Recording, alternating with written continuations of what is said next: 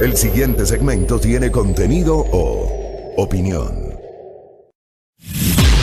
La entrevista en A Primera Hora. Analizamos los hechos del momento junto a sus protagonistas.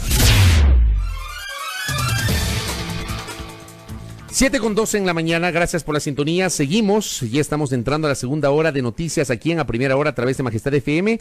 Seguimos transmitiendo en Facebook Live a través de las fanpages de Majestad FM y de A Primera Hora. Estamos con nuestras frecuencias en señal abierta en Pichincha, Esmeraldas y Manabí. Estamos con Majestad Televisión y el canal 3 para los abonados de TVNet en Santo Domingo de los Áchilas. Y estamos en la internet a través de www.radiomajestad.com.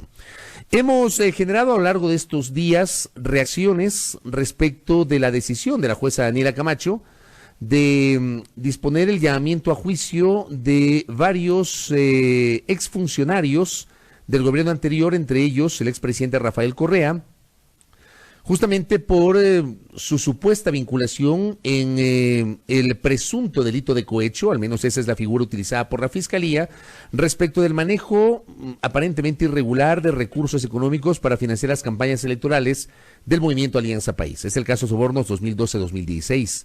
El día lunes estuvo por acá el doctor Fausto Jardín Terán, abogado que patrocina la defensa del expresidente Rafael Correa y del exsecretario jurídico Alexis Mera.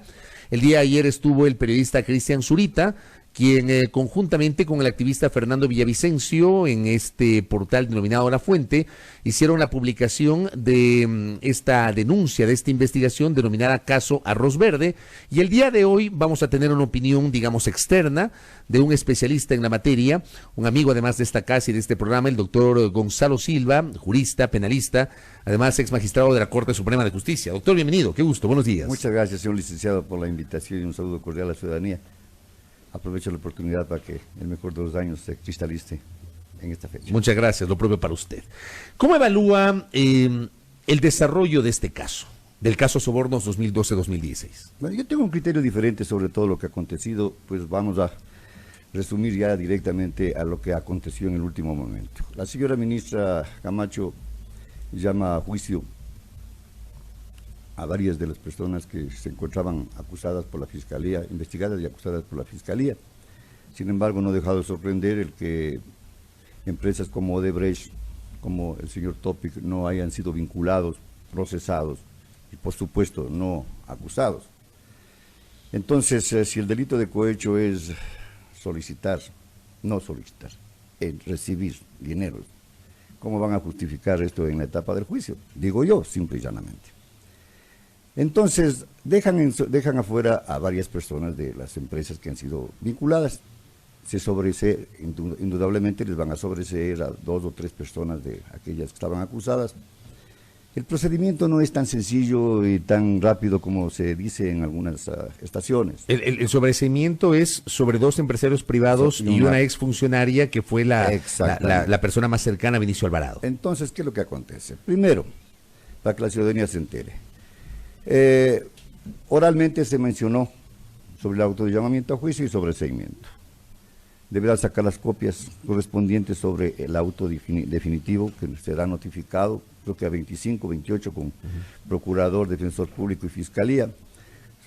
Hablemos de 30 por 300 hojas más o menos, estamos hablando de 9.000 hojas que tendrán que sacar primeramente para notificar y después de esto pues podrá solicitar, a pesar que yo no soy partidario de la aclaración y ampliación en el sentido de que si no existe apelación al auto de llamamiento, pero como existe un sobreseimiento que ya no es provisional y definitivo, sino solo sobreseimiento que se vincula a las 2 estaciones, pues puede ser susceptible de apelación. ¿Por qué? Porque se aprecia una acusación fiscal. Entonces esto subirá a una sala a un tribunal de la sala de la Corte Nacional de Justicia, quienes abocarán conocimiento, sustanciarán el sobreseimiento y se pronunciarán. ¿Cuándo? No sé.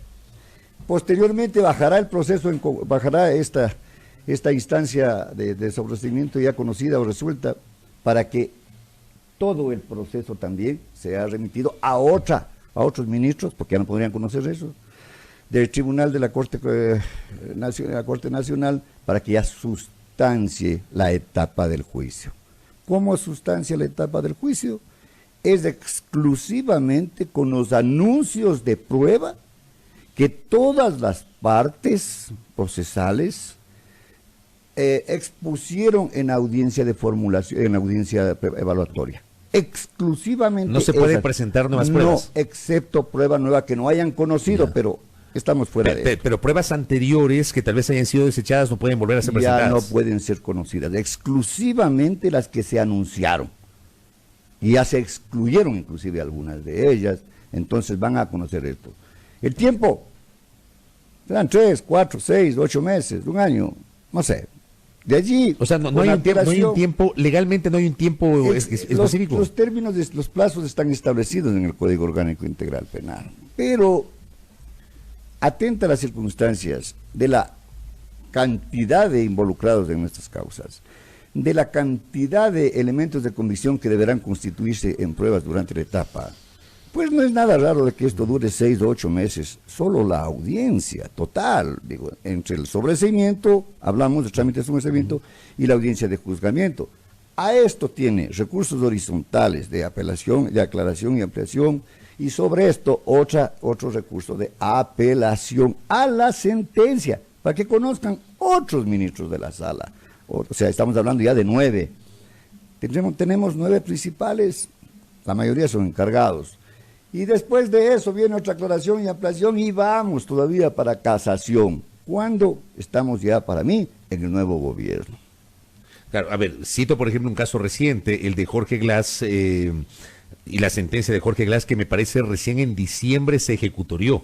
Porque se pronunció la Corte, ¿no es Recién en cierto? diciembre, o sea, 2 años después. 2 años después. Si hacemos es menos en plazo, menos en cantidad de personas que estaban Eso le iba a decir, involucradas. menos involucrados en ese caso. Claro, entonces ya serán la habilidad de todos los abogados, que no es que se les denostará de que son incapaces, de que son insensatos, que el debido proceso tiene que Oiga, pero tratarse. me parece interesantísimo lo que usted plantea en este momento, además muy ajustado a la realidad desde su expertise y conocimiento, porque algunos asumen que lo que se está pretendiendo es cerrar cualquier posibilidad de una eventual participación electoral de Rafael Correa en los comicios de 2021.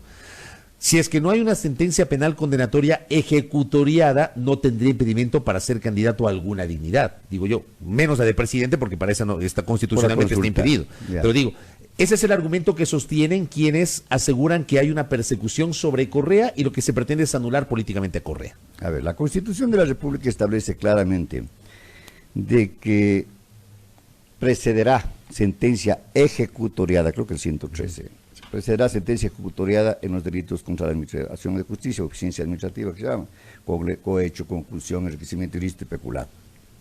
Sentencia ejecutoriada, o sea, dentro de las prohibiciones. El Código de la Democracia o el Código Electoral, la Ley Orgánica Electoral, establece sobre los 24, 95, 96, algo así. Establece claramente de la misma manera que la Constitución y alarga un poco más lavado de activos, propone unos delitos más. Sentencia ejecutoriada, todos. Entonces si no tenemos sentencia ejecutoriada, puede el señor Correa, el doctor Correa, el presidente Correa, presentarse como candidato para la vicepresidencia. Unos dicen no, porque las inhabilidades y las habilidades pues son iguales para el presidente y por consiguiente el artículo 149 de la Constitución tiene que primar. Hay una discusión ahí sobre eso. Que lo aclare la Corte Constitucional, ¿no es cierto? Nosotros no somos para aclarar. Ya, pero digamos, si digamos que la Corte dice es verdad aquello, pero podría ser candidato asambleísta, digo. Por supuesto. Entonces, ahora viene el otro punto. Digo, ¿no? Dice, de acuerdo a un reglamento que tiene el Consejo Nacional Electoral, tiene que estar presente, dice. Pero el Código de la Democracia no dice eso. Dice que el director nacional del partido inscribirá, ¿no es cierto? Entonces, estamos frente a un montón de preguntas que todo el mundo se hace, pero en el fondo... Claro, yo le planteo esto porque con esos plazos no incurriría en esta inhabilidad producto de una sentencia penal condenatoria ejecutoriada. Puede intervenir mientras no esté ejecutoriado. Lo que pasa es que ya dentro de su intervención, de su comparecencia, su triunfo, etcétera, y se pronuncia la Corte con una sentencia en contra de él, pues tendrá que irse al reclusorio él o cualquier otra persona, ¿no? De acuerdo. Ahora, ¿cómo ha visto usted el desarrollo de este caso? Este caso ha sido muy mediático, también ha sido político, porque han intervenido actores políticos. ¿Usted cómo ha visto la actuación de la jueza y la actuación de la fiscalía en este caso? Yo he cuestionado y ratifico mi cuestionamiento, que no es sino fruto de la experiencia que se tiene sobre esto. No obstante de creer, de expresar de que mi pensamiento no es infalible. Mire, cuando se inicia esta causa, es a través de una denuncia formulada por el señor doctor Villavicencio Zurita, por el delito de delincuencia organizada, lavado de activos, cohecho y otro más. Pero no se aperturó la indagación por esa clase de delitos. Delincuencia organizada ni lavado de activos. No se aperturó. Se aperturó por el delito de conclusión en contra del doctor Mera y de la señora Duarte, y en contra de la señora Laura Terán y la señora Pamela Martínez por el delito de tráfico de influencias, de cohecho y de asociación ilícita, completamente diferentes, ¿no es cierto? Uno y otro lo acumularon, no procedía, son diferentes, pero si lo hicieron, pues ya lo hicieron. Pero ahí violaron el procedimiento al reformular cargos automáticamente a Mera al tráfico de influencias y vincularle a Mera al tráfico de influencias. Es prohibido doble vinculación y así lo hicieron después al presidente Correa y todos los demás. O sea, para mí esto es nulo, dije y ratifico la nulidad. Pero más allá de este problema, que ya es decisión judicial, la señora jueza, la señora ministra Camacho, ha determinado claramente 2 o 3 puntos que son fundamentales en su auto. Uno, no creyó y dejó en soletas a la cooperación eficaz. Y dijo también públicamente de que la Fiscalía no actuó con objetividad. Esto es gravísimo, esto es gravísimo. Decir no actuó con objetividad, o sea, investigó selectivamente lo que se quiso investigar y no lo que se debió investigar, y dejar a un lado a los partícipes de los delitos, de este delito, porque es de doble vía, el cohechado y el cohechador, y ahora no aparece el cohechador, en este caso, por ejemplo, Odebrecht, pues sí deja un mal sabor. ¿Cómo van a probar esto en la Fiscalía? He escuchado al señor procurador que dice, bueno, aquí están las facturas, aquí están las entregas, aquí están esta cuestión. Pero si usted lee el diario La Hora de esta fecha, pues ahí no se menciona en forma alguna eso. Mire, del testimonio de concienciado que vendrá y declarará, o el otro señor vendrá y declarará. Pero se acaban de presentar una demanda contra el Estado ecuatoriano, en Tribunal de Contencioso Administrativo por 184 millones de dólares. El vuelto. Entonces, ¿qué le dirán? Primero devuélvame la platita o págueme lo que me corresponde y ahí sí colaboro con ustedes. Mire usted, esta situación en la que nos han inmiscuido, cuando podían haberse iniciado el juicio, si es que deseaban una verdadera investigación por el delito de delincuencia organizada y todo lo demás, y se acabó el problema. ¿Por qué utilizan ahora la figura de cohecho y dejan de lado las otras figuras que usted ha mencionado? Pues simplemente porque así lo aperturaron en indagación y así lo mantuvieron en la instrucción. ¿Pero procedía utilizar esta figura? Es parte de los delitos en conjunto que representa la delincuencia organizada. Sí, es parte. Pero ahora no es como se dice, pues vamos a aperturar por lavado de activos. Por favor, vamos a aperturar por peculado. Por favor. Yo pregunto solamente un caso de peculado simple en esta causa.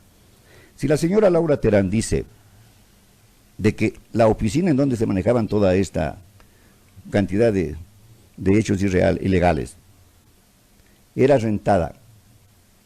¿Quién rentó? Ya está aclarado en el proceso, su marido. ¿Quién era el que pagaba?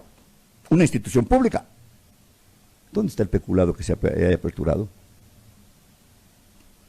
Entonces estamos siendo selectivos solo para unos, para molestar políticamente y selectivamente a otros para favorecerles económicamente. Odebrecht debía ser vinculada, doctor. Pero por supuesto, porque pues le hago esta pregunta porque el argumento, y ayer le hice la misma pregunta a Cristian Zurita, y Cristian Zurita dice que no cabía vincular a Odebrecht porque se iba al traste de la cooperación eficaz, el acuerdo que hay con Odebrecht. Se ha quedado en soletas la cooperación eficaz. La cooperación eficaz es que tiene que haber una concreción entre lo que se dice y se investiga y se prueba. Pero si automáticamente en cooperación eficaz se hablaba de la recepción de dineros de Odebrecht, y ahora esa cooperación eficaz ya no sirve, pues, y más aún cuando hay 3 sobreseídos, pues ya no sirve esa cooperación eficaz, ¿no es cierto? Otra cosa más, pues hasta ahora, la señora Laura Terán y la señora Pamela Martínez nunca se sentaron junto a los procesados, nunca comparecieron a ninguna diligencia. Y hoy, en la etapa del juicio, tienen que estar presentes. Correspondía un careo ahí. Ya no existe esa Que no figura. existe, sí, pero yo me acuerdo de esa figura. Pero, sí. ¿Se acuerda que existe esa figura? Sí, Pues? pero viene a lo mismo porque viene al principio de contradicción, o sea, las preguntas y repreguntas que se lo hace a través de las partes procesales, que pueden hacerlo. Va a lo mismo que usted manifiesta. O similar. Entonces ahora tendrán que estar toditos sentados. Cara a cara. Cara a cara. No, juntos. ¿Ya? No frente, sino juntos. Y ahora, aprobar. ¿Qué carga más difícil para la Fiscalía?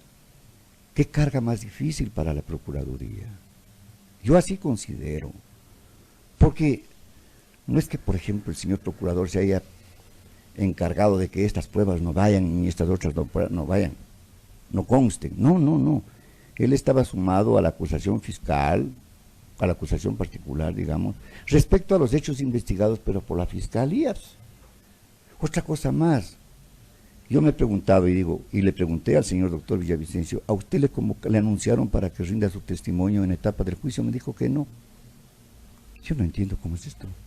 Si es parte de conjunto con el doctor Zurita para la denuncia, ¿cómo es que no comparecen a la audiencia de juicio convocados por la Fiscalía, la Procuraduría o cualesquiera de las partes? ¿No es cierto? Entonces todos estos puntitos tienen que ser considerados. En parte ahora sí los ha analizado la señora ministra Daniela Camacho. No lo involucremos a ella que por qué no resolvió todo, porque es obligación de ella ver los elementos que sean suficientes. Y que representan a la Fiscalía. La Fiscalía es la que presenta los elementos. Exacto. Si ella considera de que estos son los suficientes, acreditan para mí que se les convoque a juicio o se les sobresea a los otros, este es mi criterio. Porque además la jueza dijo que no estaba de acuerdo con que solo esté la figura de cohecho, pero que ella no podía incorporar otras figuras. Indudablemente. Estaba limitada en eso. Por que sí tenía la Fiscalía. Exacto. No podía haberlo hecho la señora ministra. Y además de eso, ya la señora ministra Camacho termina su función en esta causa de procesamiento hasta el rato que notifique y conceda el recurso de apelación al sobreseimiento, que indudablemente creo yo que la Fiscalía va a pronunciarse por la apelación y también la Procuraduría, porque si no lo hacen sería desastroso. La pregunta viene enseguida. ¿Y si la Corte confirma el sobreseimiento? ¿Qué pasa? ¿En qué situación se queda el cohecho y la cooperación eficaz a la que yo me he referido? En el campo penal, como decía Gaitán, mi querido licenciado, no son las cosas como se dicen. Los hechos no son como se dicen, sino como se prueban. Como se prueba.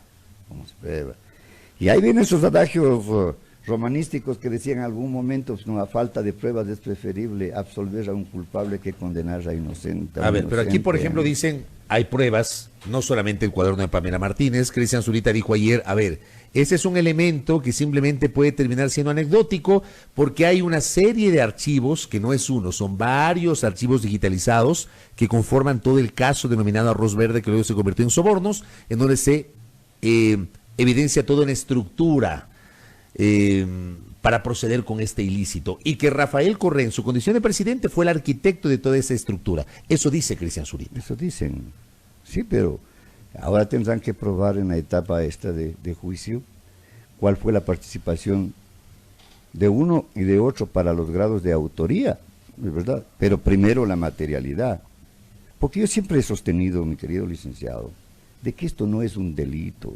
Todo lo que se ha tramitado no constituyese en un delito, a más de... ¿Por qué? Porque son aportes privados entregados, aportes privados entregados para un determinado partido político. El que se haya incumplido y respetado las disposiciones de las normas electorales, pues amerita un procesamiento en el Consejo Nacional Electoral o en el Tribunal Electoral y sus sanciones respectivas, pero no delictivamente, porque son dineros privados. Es como el caso de la señora Vicuña. Son dineros privados, no son dineros públicos. Claro. Y voluntariedad en la entrega. ¿Dónde está la presión? Digo yo, simplemente anuncio respecto a lo que veo en el proceso, o lo que se dice, no, lo que veo en el proceso. Entonces, estamos para largo, mi querido licenciado, y tenemos sorpresas para recibir. ¿Usted cree que vamos a tener sorpresas? Sí, señor, y muchas, ya estamos comenzando a tener sorpresas. ¿Usted es de los que piensa que la justicia de hoy, la justicia, está actuando con selectividad, doctor? Desde hace algunos años pienso yo, y me ha dado la razón el tiempo, de que se juzga por presión política, por presión económica y por presión social. Si usted acude a uno de los centros carcelarios, cualquiera que esto sea, y analice el número de internos, ¿amerita que estén presos? ¿Amerita que sean parte de esta morgue de seres humanos vivientes en esos centros de reclusión? No. ¿Por qué no se acude a determinadas figuras que constitucional y legalmente están establecidas como la mínima intervención para solucionar los problemas? Delitos de bagatela, como decían los italianos. Sin embargo, están engrosando las filas de tanto desocupado y tanto interno. Sí, estamos siendo selectivos y mediáticos. Y cuando se selecciona un caso en el campo penal y se actúa mediáticamente, los resultados siempre son funestos. ¿Por qué? Porque se alberga un sentimiento de inculpabilidad con una culpabilidad aparentemente legal. Y este sentimiento de inculpabilidad deviene como de venganza para después yo cobrarte lo que tú me hiciste inmoralmente. ¿Lo dice usted? Lope de Vega decía algún momento en Fuente Ovejuna, nunca te engolfes de mi dolor, porque cuando el mío sea viejo, el tuyo será nuevo y peor. Yo le agrego. Lo dice usted que fue también crítico de la década anterior. Sí, señor. Porque creo que eso hay que resaltar. Yo jamás... Porque capaz que le van a decir correísta por tener esta postura. Yo soy un abogado en ejercicio, liberado No, de yo lo estos conozco, problemas. pero Sí, me pueden decir lo que quiera. Que me agrada más bien que digan como Dorian Gray, ¿no? Oiga, me pide que le pregunten, muy interesante esta inquietud, si estos juicios, como dice nuestro invitado, no se sostienen, ¿cuánto le cuestan al país en términos económicos? ¿Es dispendio de recursos? ¿Benefician en algo al país? Nos dice un oyente. ¿Qué cantidad hemos recuperado de todas estas acusaciones que se han hecho públicamente? Se ha dicho 75 mil millones, 50 mil millones. Nadie se pone de acuerdo en la cifra. 55 mil millones. Hace pocos días el doctor Rodas dice en el diario Comercio 45 mil millones. La señora anticorrupción con el señor procurador reconocieron públicamente que no iba más allá de 2 mil millones. Bueno, por Dios. El señor de la anticorrupción anterior que le premiaron como ministro de Inclusión, 18 millones hemos conseguido. Le engañan al señor presidente de la República y le reúnen con una cantidad de gente necesitada. Y con un cartelón ya hemos recuperado 13 millones y medio de dólares. Falso, ¿dónde están esos 13 millones y medio? Los de Telconet, los de Topi. Por favor. Que además les ofrecieron pagar con eso una parte de los jubilados. Exacto. Y creo que no pueden mover la plata. No, porque es más, ni siquiera sé si Topi ya pagó todo. Han depositado, me dicen que han depositado en inmobiliario. Si es que ganas el juicio, cójanse. Si pierdes, me devuelves la plata. Por Dios. Esa plata está ahí, no se puede mover. Esta es la vergüenza. El señor procurador, que no es procurador, que siempre sigo repitiendo esa cuestión, dice 1.000 millones de dólares tenemos en glosas y apenas hemos recuperado 20 millones. Por Dios, esta es la verdad mediática, ¿no es cierto? Se fue y destruyó la Contraloría General del Estado, sin embargo, acusados no por terrorismo, no por sedición, no por rebelión, nada, sino por destrucción de bien público. ¿Cómo van a pagar esos muchachos? ¿De dónde van a pagar? El tema es que en la corrupción, con contadísimas excepciones, por ejemplo, caso Alexei Mosquera, caso Carlos Pareja Yanuseli, no se ha logrado encontrar la ruta del dinero. Porque no les ha interesado. Para eso estaba la UAFE. ¿Quién estaba presidiendo? ¿Quién estaba presidiendo se la puede UAF? encontrar la ruta del Pero dinero. por supuesto. La UAF estaba presidida por la Saber. actual fiscal. Por supuesto. Impuesta a dedo por el señor presidente de la República sin concurso. ¿O no? Ahí está la ley. Vea. ¿Quién era el señor Espinosa que ahora tanto le vincula al señor doctor Mera? Trabajaba con el doctor Mera. Pues trabajaba también en UAF. Y también era director jurídico de la Fiscalía General. Pues Dios. Y también se va con el doctor Vaca y la doctora Diana Salazar al Brasil. ¿A traer qué? Esto tiene que saber la ciudadanía. Y que hable un abogado que conoce sobre el particular. Correcto. Reveladora entrevista, muy interesante. Gracias, doctor, por el tiempo. Gracias, señor. Y nuevamente feliz 2020. ¿eh? Muchas gracias. De igual manera. Gracias. Doctor Gonzalo Silva, penalista, jurista, una visión crítica sobre el desarrollo del caso Sobornos 2012-2016. 7:37.